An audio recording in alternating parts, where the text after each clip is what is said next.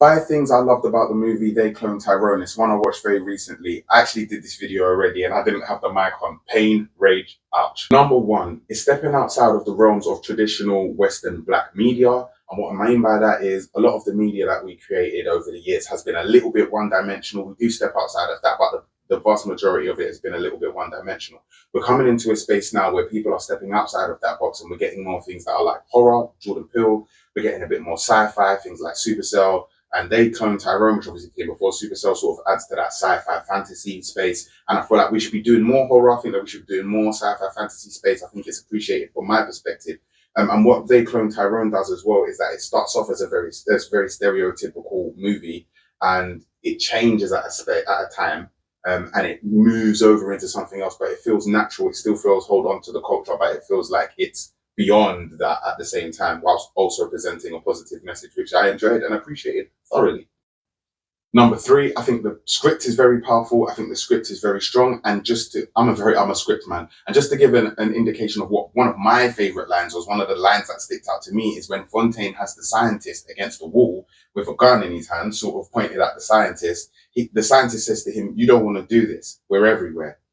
And I say that, and I'm moving that up because it's a powerful moment. It's one of those moments where the scientist has taken the power away from the person with the gun just through a line of dialogue.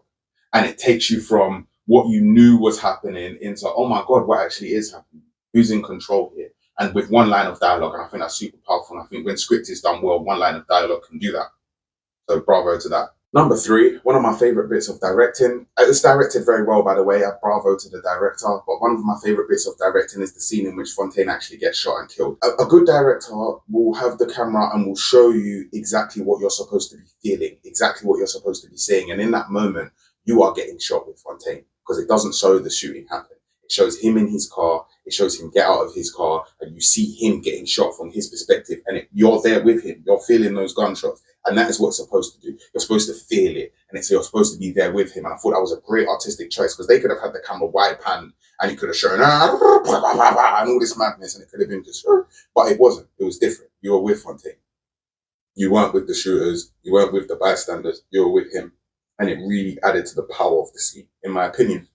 Number 4, everything in the movie is relevant. If you've ever heard of the concept of Chekhov's gun, it's the concept that everything in every scene should be relevant, which obviously, that's not always going to be the case. But if there's a gun in the corner of the room, then that gun should be used later in the movie to shoot somebody. That's the concept of Chekhov's gun. And I feel like in the movie, everything is relevant. Nothing seems random. If you find a key card, it means something. The old homeless man means something. The advert that he watches on TV means something. Like, everything means something. Everything ties back in. It relates to what's happening in the moment, what's about to happen, something that's happened in the past. Nothing is random. And I love that. It adds to the movie, and everything, like, it gives you a sense of satisfaction. When you see something come back full circle, it gives you a sense of satisfaction. And I think this movie does that multiple times incredibly well. Number 5, I'm going to have to say the acting is awesome, but John Boyega's performance, obviously I'm biased. He's a young black man from London, like myself. But that aside, yeah, it is just a great performance. He really makes you believe it. And, a lot of London people or UK people are getting these American roles, but he's believable and it's enjoyable to watch. And actually, for me, that was a stellar performance. And I think it might be one of the performances of his career, to be honest. So bravo to him. Shout out to John Boyega. It's a shame I had to do this video twice. It's been very long. And actually, you always feel like the first one was better. That aside, 22 reviews. Give me a follow, like, share, subscribe if you want more breakdowns or more movies or why I love them, blah, blah, blah. I'm going to be watching hella movies in December, so stay tuned.